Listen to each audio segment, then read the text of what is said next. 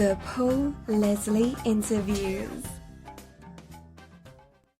Special guest today is the one and only Peter Mayer. Welcome to the program, Peter. My pleasure to be here with you, Paul. All right. Well, you were telling us that you just got in from Mexico. Yes, we just flew in from Cancun. We had a beach party to play last night with Jimmy. And another very unusual adventure along what's been about 16, 17 years, I guess. This one, we flew down to Mexico, and we're the surprise guests at someone's birthday party. And we played on the beach on what turned out to be a big old pirate ship. That was the set. So we did a set, we hopped back in the vans, and then flew back stateside this morning. All right. So I was going to talk a little bit about your album, Music Box. And one of the songs on there kind of has a flavor to it, I think. And that song is The Last Island. Mm-hmm. I was wondering if you could tell us about that song.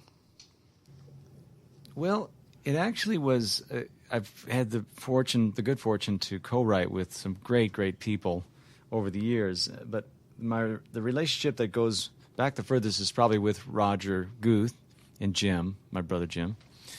And Last Island was a lyric idea that Roger brought in, I'm going to say it about 12 years ago now. And we had written a whole song around this. And our idea was to give that to Jimmy and hope that it might get on Banana Wind, an album like that, because we had co-wrote with him on Barometer Soup and all. Well, we wrote the song. It didn't turn out to come about. It wasn't needed for the album or some reason like that. And I always loved that title. And so when I was putting songs together for Music Box, I decided to take a listen to it again. And upon listening to it, I really liked it, but I thought, man, I love this lyric. There's got to be some other possibilities here, chord-wise, and maybe to Peter Mayerify it in a way, And so I put it together again, and with Roger's help, it came together and turned into the Last Island that we know now. And it's pretty much a story about all of our search for a special place of our own. And, we've all gone on vacations. We've all been able to kick back for a week and had memories to boot for the rest of our lives. But then a lot of times you go back to you go back to the grind. You go back home, and it's kind of a letdown.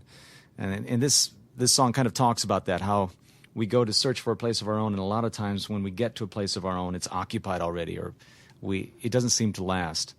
And the song was kind of about the whole theme of the only place that lasts really is inside you. It's finding a place of your own in your heart. That's kind of the overall theme of this thing. And you can go to find the most beautiful villas on this and that deserted island.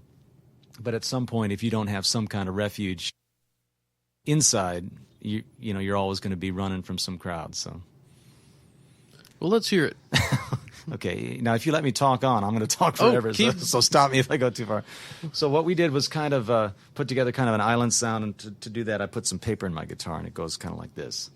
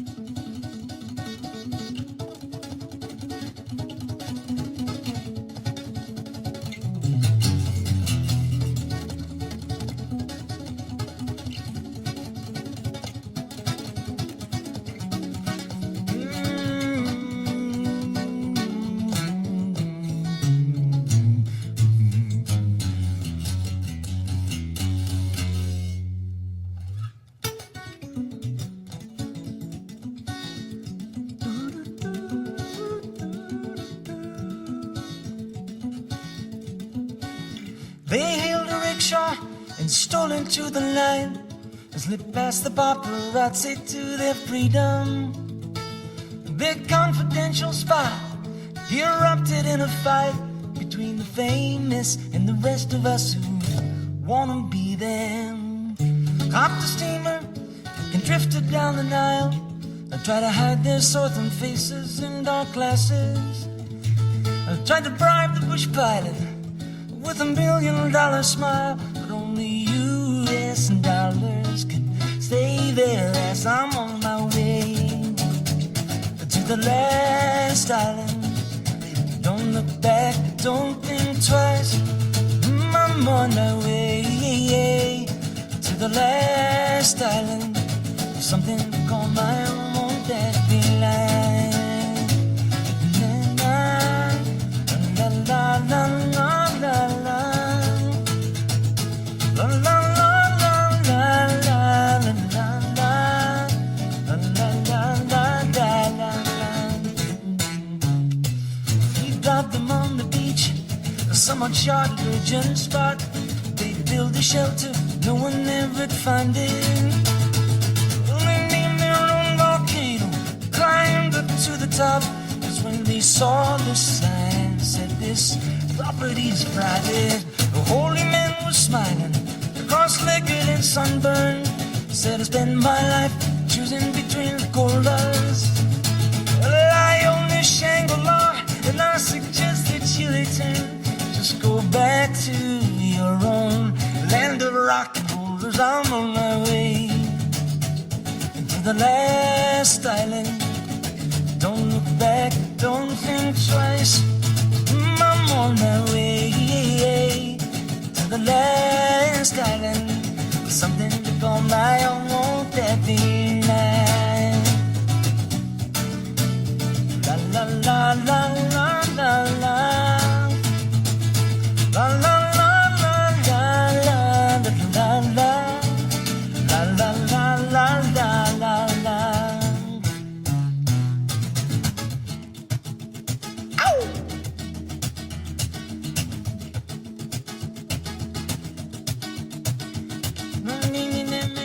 Mama, yeah, mama, la la la la la. Here we go.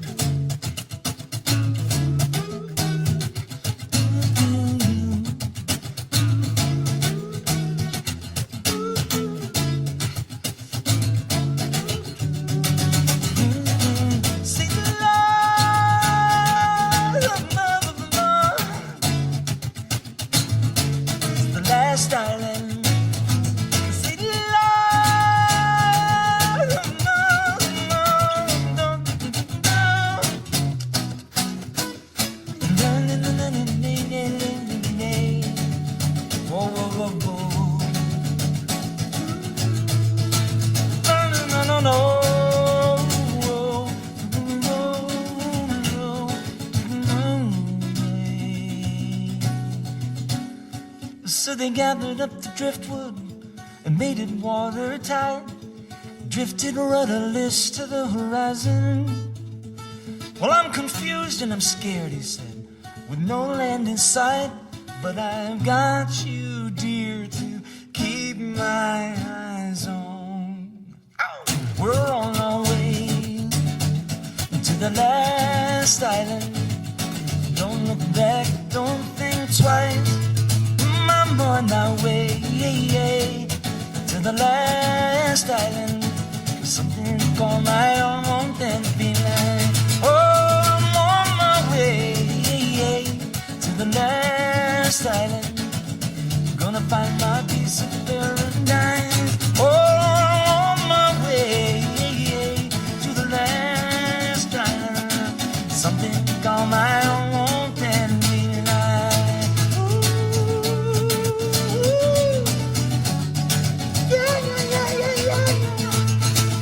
And I said, na na na na na na na na na na na na.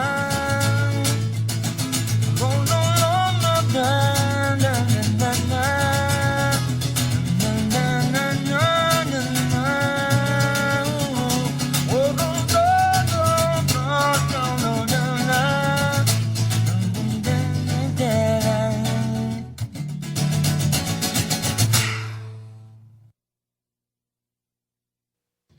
So when exactly did PM first become a band?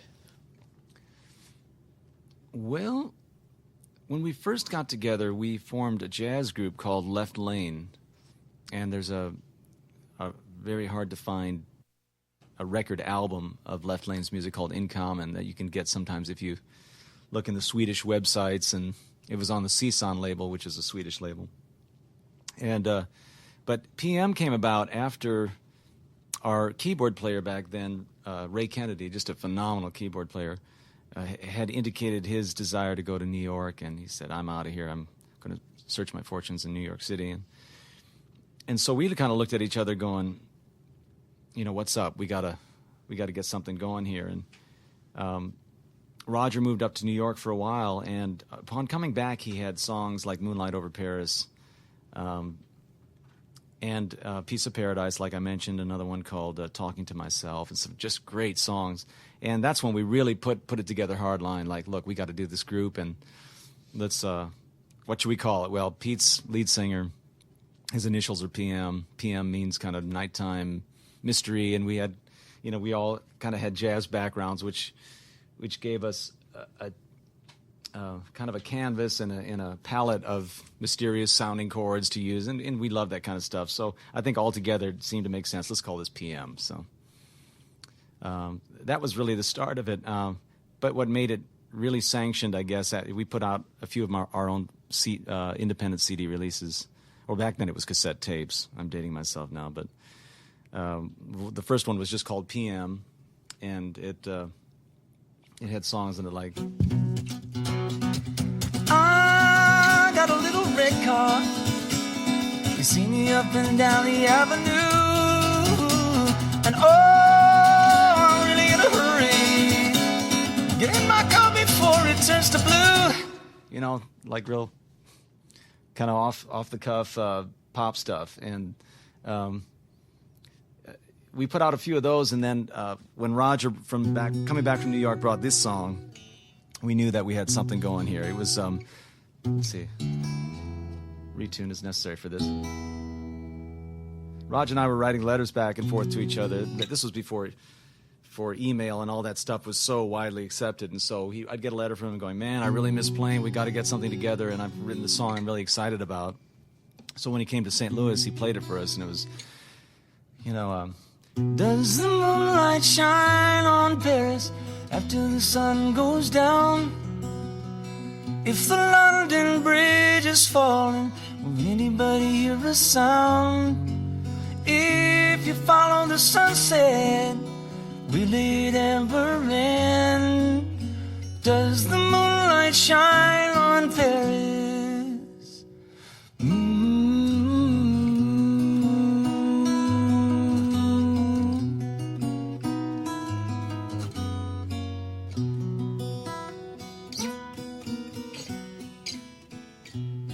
that little beautiful little melody that Jim and I fell in love with. And we went to we started taking little scrappy gigs around town just playing cover music, and the bar owners would all be like, are you guys playing covers? I mean, are you playing your own original songs? And we'd sneak in one or two of the ones we were writing, and we'd be like, no, man, that's a new song by Peter Gabriel. Haven't you heard that one? It's called Moonlight Over Paris. Or, you know, we'd just put it under someone else's, you know, like Midnight Oil is doing, you know, we'd pick another one of our songs and kind of just say, hey, yeah, these are new songs. You got to check out their record, you know. But after a period of about a couple of years doing that, we secured a manager in St. Louis, and then made the overtures to Warner Brothers Records, and then got that deal, and the rest is history. And you had a hit, right? Piece of Paradise? Yeah, That was a hit song. Yeah, that was another Roger original, and with most of these, Roger would come in with the seed idea, and then we'd finish the lyrics. But the basic hook was his, and that was like this. She went out and she never came back, walking down life's only track to the other side.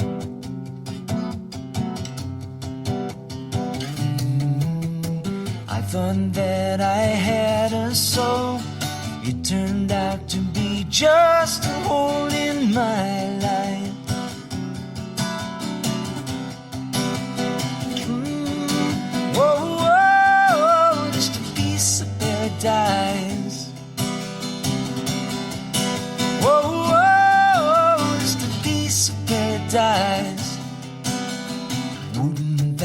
nice.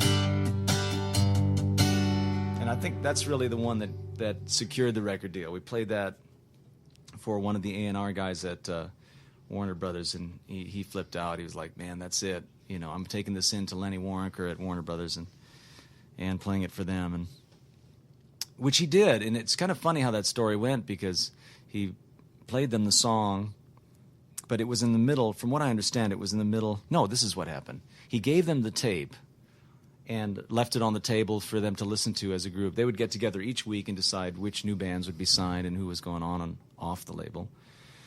And when he didn't hear anything, he was extremely frustrated and went up to the next meeting and slammed down the cassette and said, "Look, I just want you to know what you're passing on," because he figured all of them had passed on the deal.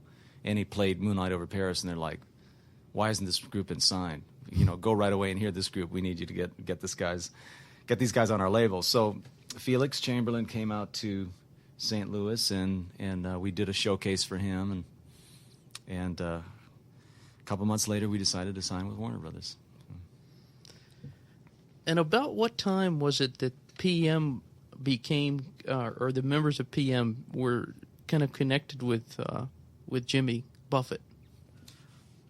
I guess that would be in 88 sometime, because I think we went, let me think this through. I think it started to be a little foggy, but I think Piece of Paradise rose up the charts in 88 through fall. And toward the end of that year, we were touring. Let's see, we were doing a few showcases, but we had gotten a hint that there may be some troubles at the label, that they were fighting about what single should be out next. And when spring came, things were a little. No, it happened before then. Yeah, I'm trying to recollect all this stuff. So, I think in fall is when we toured with Chicago, and Elliot Shiner had produced our record, and he had been talking to Jimmy Buffett, because Jimmy was looking for a producer for his next album, and he hired Elliot to do it, and Elliot told Jimmy about us. And it just so happens, I believe at that time, the story goes that Jimmy was kind of looking for some new blood and looking to make a change out. He was going through a lot of changes in his life about that time. You know, those tectonic shifts that we all have in our life at a certain point, and I think our lives shift, and Jimmy's lives kind of shifted at the same point, and we found ourselves in the same camp, and we went up to New York, and he asked us to come and record Off to See the Lizard. And it was kind of weird, because I can remember we were asked to do the record, and we were kind of like, yeah, that's cool, but we got to keep, PM going strong and all this stuff. Well, we noticed that Roger was doing some songwriting with Jay, and we would work all day at songs for PM, and then at night he'd go over to Jay's and work on some of the songs for the Jimmy album. So it was wild. He would show up the next morning, after getting about 3 hours of sleep, just like, "Raj, what are you doing?" He said, "Man, I'm working on songs with Jay," because Jimmy asked Jay to write songs with him for Off to See the Lizard. So it was a strange time, but very exciting as well, because getting together with Jimmy and getting the chance to work with him and meet people that Jimmy was associated with really put us into a different stream. And it really, in many ways, it really enriched our lives from the camp that we had come from. I mean, we had gone through 80s pop and rock and roll and had our deal and everything. And Jimmy was kind of in his own, kind of claimed his own space. He had a career going for already 20-plus years, and kind of owned his own trout stream when we were floating down this massive river of pop and rock and roll, you know what I mean? So it was a really different scene, and took us a little bit to get used to that.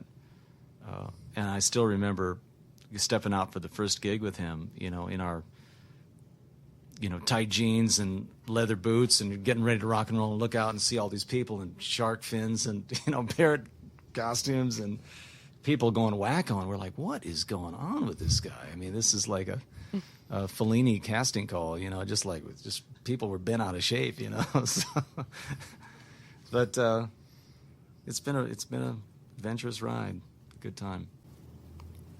And it's amazing that PM has just continued to come out with great stuff. The latest album, there's one song on there that really touched me, And actually, when I first heard it, I thought about my partner Jeff, and that song is called "It's Good to Have a Friend." I was going to see if you could tell us about that. Yeah, I was working on the songs to Music Box, knowing that I really, really needed to get another CD done, and not just needed to, but really wanted to put out something else. And this was after Romeo's Garage and Spare Tire Orchestra, and I think one of the Christmas CDs, Stars and Promises. But I was going through, for the first time in my life, I was starting to hit the bottom of the peanut butter jar in terms of song ideas. I mean, I was really starting to experience my very first dry period. Always before, there was tons of stuff laying around, and it just seemed to click, like Go, Go, Elizabeth Street, A Little Too Happy, all those songs, they just came one after another. But this time, I was really struggling, and I was in Charleston, South Carolina, and I had met a guy who had a brain tumor. His name is David Bailey. I met him in Nashville with a very good friend of mine, Eric Hilgendorf, there. And he had been through a total life transformation. And Eric had just said, I want you to meet this guy, David Bailey. He's a really incredible dude. So we meet at Pancake Pantry, the place you hang out in Nashville, and he told me his story about how the doctor had given him about 6 months to live, and David just said, no, I don't believe you. Just give me the most radical treatment, give me radiation, give me anything. And he went around, got some other opinions, and it worked. And he licked this stuff, and he's still alive today about 6-7 years later. So he quit his day job. He picked up his guitar and went back to singing and songwriting, which had been his original calling. And it's just a beautiful story. And this guy spins out songs like one a day. I mean, he just makes me sick, I'm a little bit more painstaking. I'm the cobbler in the shop late at night trying to get the 2 pieces of leather to fit just right. But so here I am in South Carolina, and I'm just pulling my hair out, and I get a FedEx from him. And it is a song, Good to Have a Friend. And I had sent him a tuning, a Joni Mitchell tuning. And I'm going to have to do this to the guitar here in a second, but it's a really wacko Joni Mitchell tuning that she had used for years. And I sent it to him, saying, hey, check this out, see what you come up with. So he came up with this beautiful song. And he borrowed a few of my lines, I borrowed a lot of his lines, and this is what came out.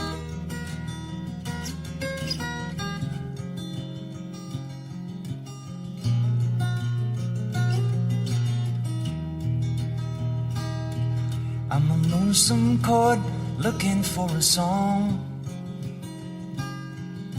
Still not sure I know where I belong. You're a tired word looking for a rhyme. Feel as though you're running out of time. And they say joy will be just around the bend. Till I'm there.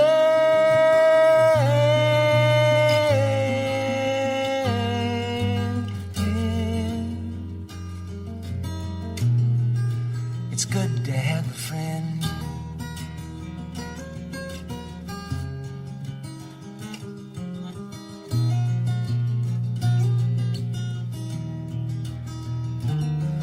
You're a quiet whisper dancing in the breeze. I'm a hurricane tumbling toward the keys. You're a wild dream on a falling star. To me the destination seems too far. And they say happiness is just around the bend. Till I'm there.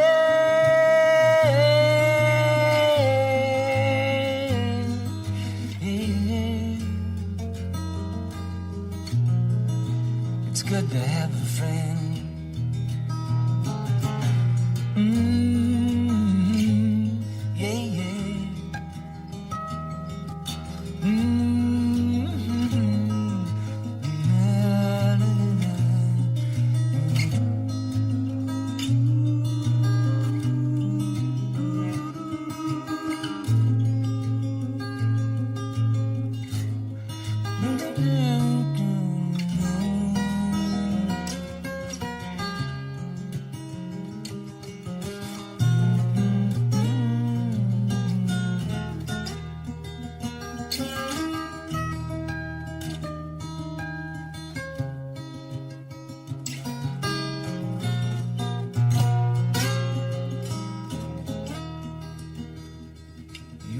angel looking for wings, getting by on wood each new day brings. I'm a silent prayer looking for a voice. I sing because I have no other choice. Don't know what will be, just around the bend, till I'm there.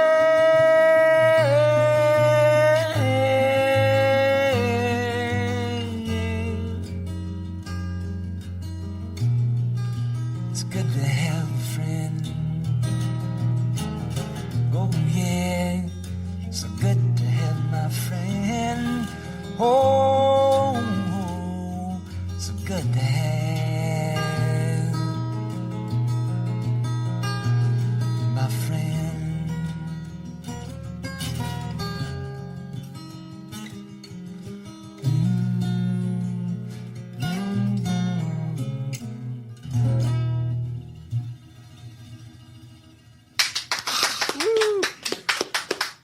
By George, we made it that time.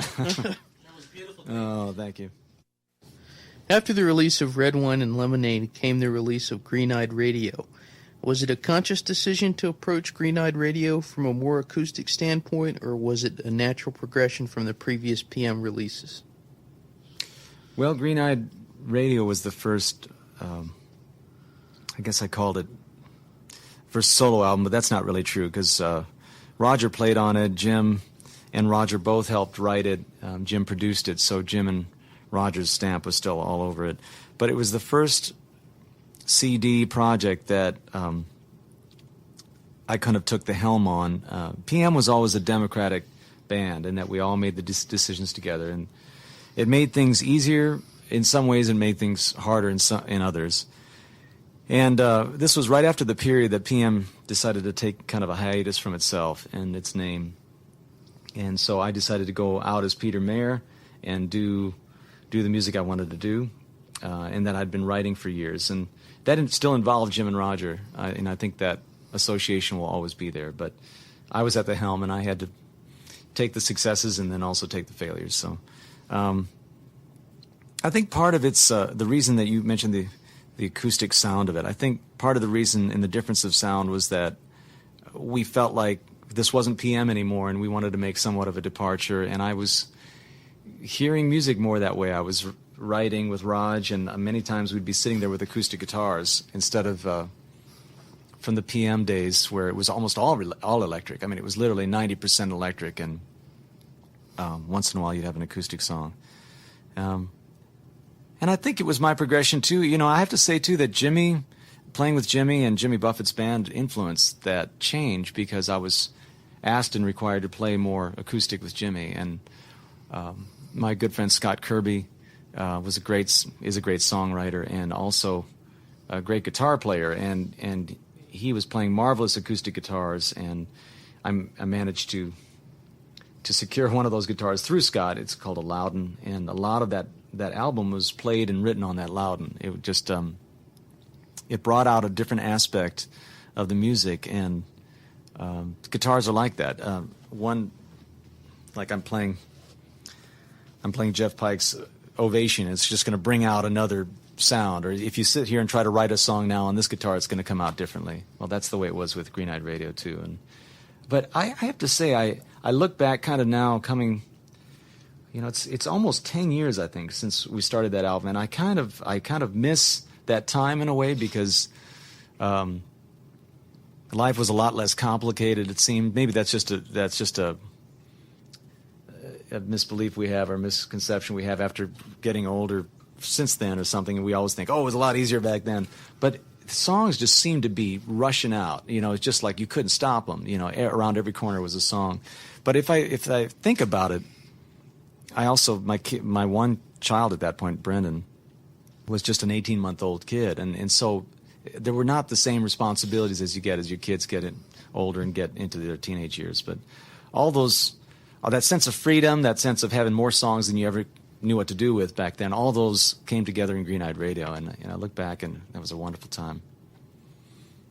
See what I mean? I'm going to just keep talking until you tell me to stop. I just love that album so much, the Green Eyed Radio. It's one of my favorite PM albums. I love that album. There's so many songs on there I love. I love All the Tea in China. I love the prelude to that. Yeah. It's such a... Well, thank you, then. I was wondering if maybe you could play Green Eyed Radio. Sure. And I'll play the vocal version. Raj and I had an idea for this song originally, that Raj actually has much of a kind of a little mini novel written around this song. We had a whole story about a trash collector in Argentina who, and I think we got the idea from NPR at some point. They reported on this guy that was a trash collector, and he became an opera singer. But he collected trash, and a famous singer heard him from her window singing down below, and she said, "This guy is an amazing talent." And she went down to talk to him and took him under her wing. And he went on to have a marvelous career, which, of course, ended in tragedy. And Roger loves to go from a happy situation to tragedy, then back to some redeeming quality again, like all great novels do, I guess. And we had the idea that this novella would accompany the album originally. And it just got to be a little bit too thick, so we pulled that idea. But so this song has some of those elements of the storyline in it, and but the instrumental was written first and the lyrics second.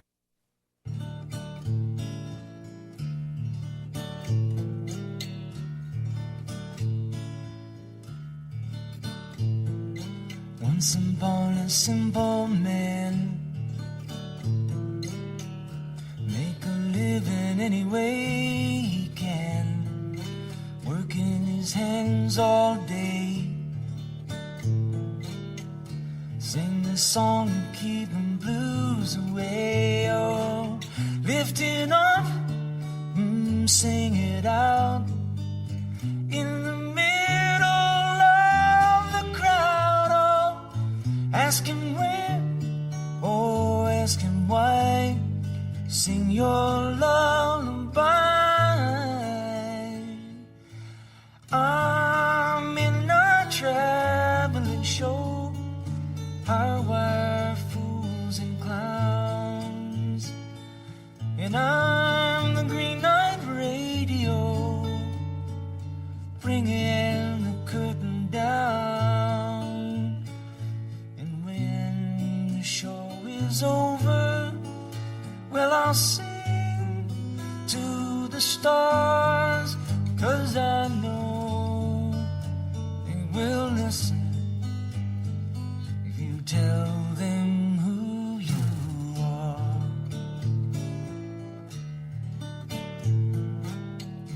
Find one of your dreams, feet off the ground, you can walk the moonbeams. How much joy can you make?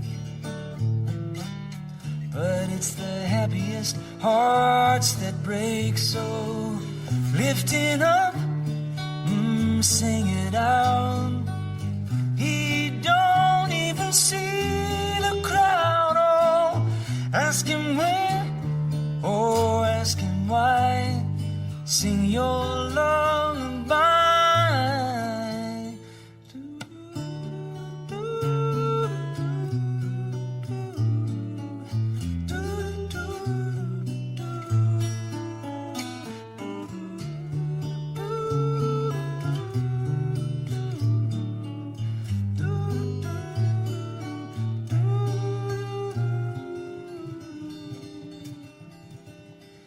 Cause I'm in a traveling show, high wire fools and clowns, and I'm the green-eyed radio, bringing the curtain down.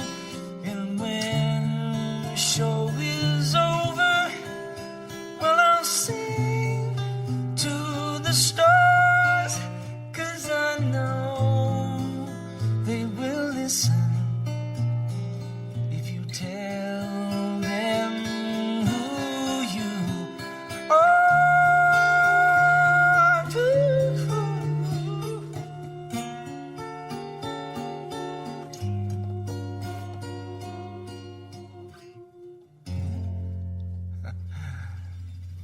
Jeff, your guitar is going out of tune here, sorry. Beautiful.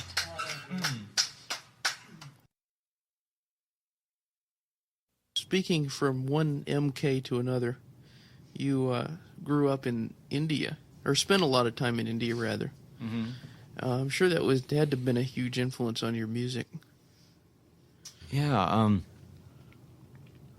yeah. In some of the expected ways, Indian culture and hearing Indian music with its distinct sound, but also in unexpected ways, in that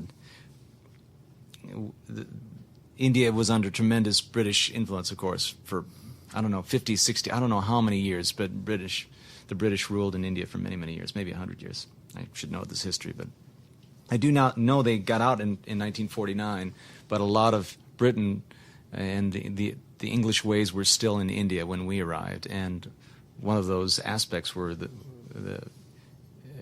British imports, and along with that came the Beatles music. And so for Christmas presents, we would get a 45 RPM record player and the Beatles pop releases, and they just blew us all away. We'd put them on and started dancing around the living room, and we had never heard anything like that in our life. And the first Beatles song, I didn't learn it, but I heard it was... Last night I said these words to my girl.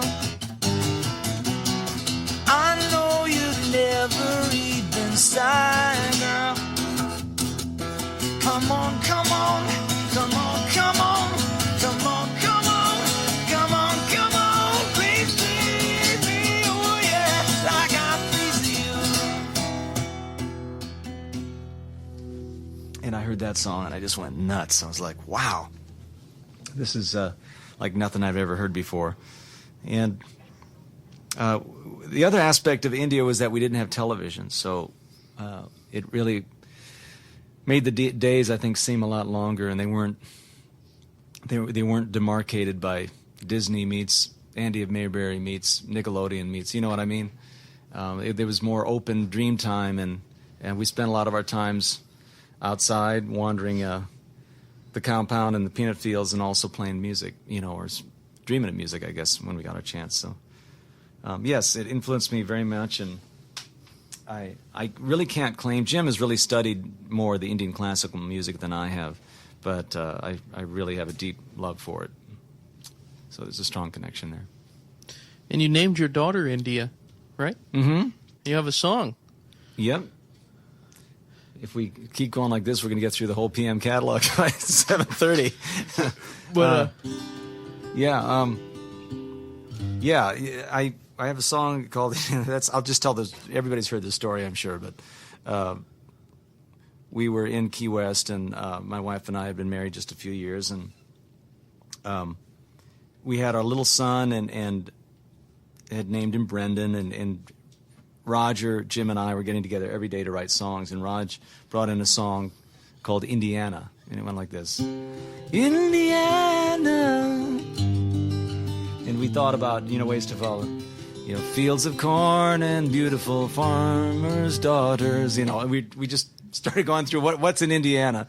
So we came up with steel mills, Gary, Indiana, farming, agrarian society, all these things. And we were like, come on, man, we're just falling flat, And so we went home, and I talked to my wife about it. She's like, oh, this would be kind of cool if we made it about a kid and called it India, because we had wanted to name our second child India if we had a daughter. So I went back the next day and I thought, what do you think of this, guys? And it was pretty amazing, because we went over to the studio, Jimmy's studio, that day, and within about 2 hours we had all the lyrics written. I mean, it just flew out, a little story about a kid growing up, and how, as we all are kids inside, and while we're kids and one day will not be kids, everybody, that's a very important part of everybody, and a precious part you don't want to lose. But as parents, we have to say goodbye to our kids at some point. Goodbye in the sense that you let them fly free. You don't hold on to them too tightly. Out of all the songs you've written, Peter, is there any that you feel is, I know that you probably are like your children, all of them. You love all of them, but is there any in particular that you just think, that's my baby? Yeah, a few of them.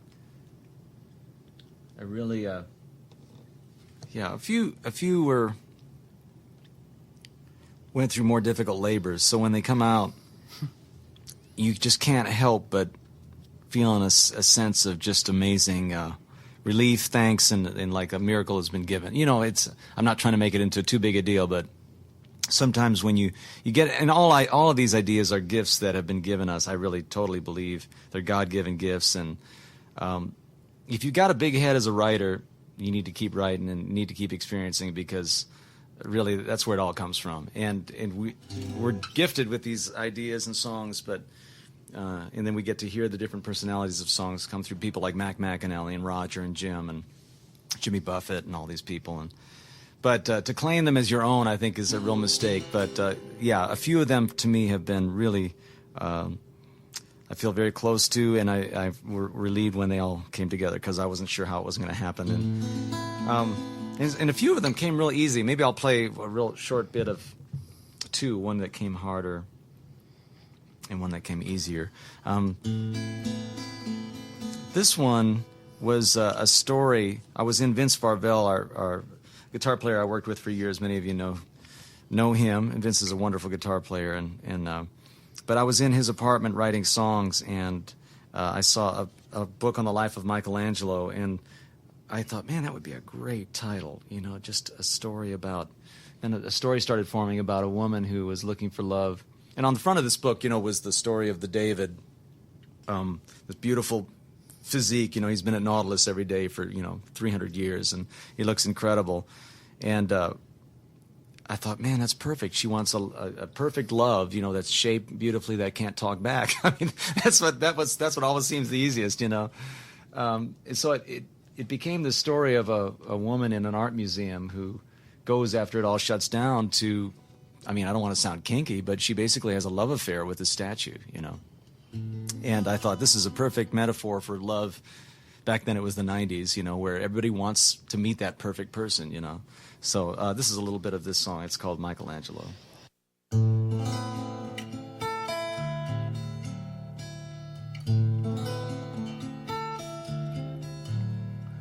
She works in a shop at the Museum of Art. All the he's and she's of the centuries know her name. When the lights go down and no one's around, they whisper,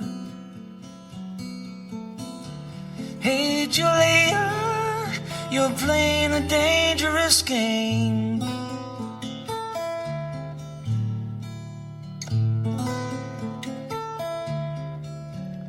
The Van Goghs and Chagall's that hang on the walls try to tell her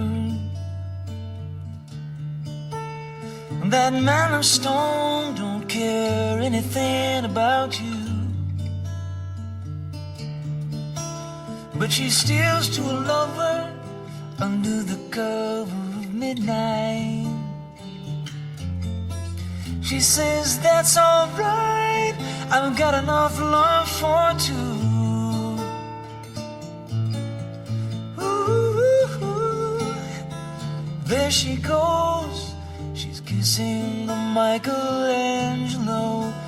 It would take a hammer to break his heart. You're my beautiful work of art.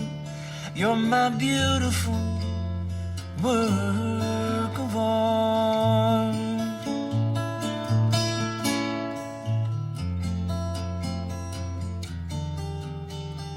Banker man tries to win her love with his money. Factory boy bought her red roses in bloom. She said, "Give me a flower that won't fade away by morning." She said, "Give me your love that won't fade away by June."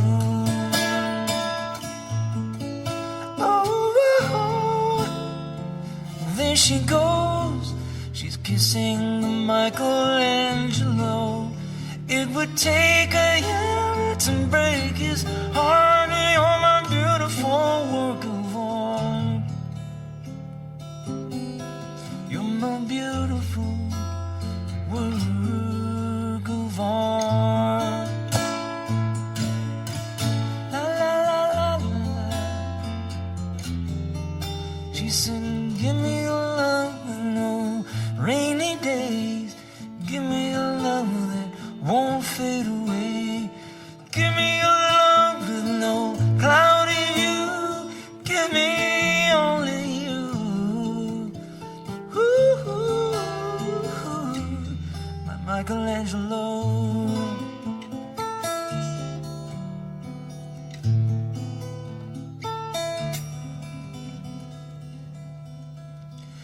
Two in the morning, without a warning, it's over.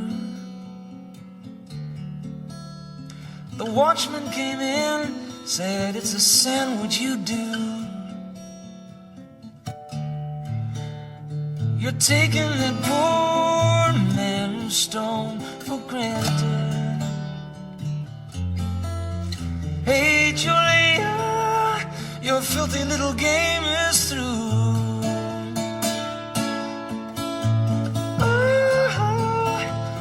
Michelangelo, she's kissing Michelangelo. It would take a hammer to break his heart. You're my beautiful work of art. Ooh, Michelangelo, she's kissing Michelangelo. It would take a hammer to break his heart. You're my beautiful work of art. You're my beautiful work of art. You're my beautiful, beautiful work of art.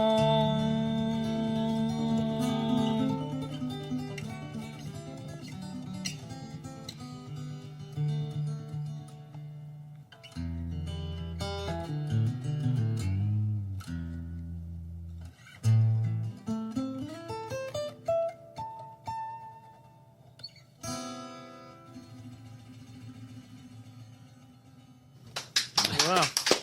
I went and played the whole thing. That's an amazing piece of music. Well, Peter, this program goes out all over the world. What would you like to say to the world? Well, that's a big, deep ocean of a question you got there, Paul. I would say, from the top of my head and the bottom of my heart, give thanks for what you got and the people that you love and that love you. Serve others before you think about yourself. Follow the golden rule, and we all have a whole lot less trouble in this life. And last of all, make music, make dance, and have a whole lot of fun. I think if you do those things, keep your faith about you, it makes life very, very wonderful and rewarding and overwhelming as it is, but a wonderful place to be. Thank you so much, Peter. You're very welcome. Thank you.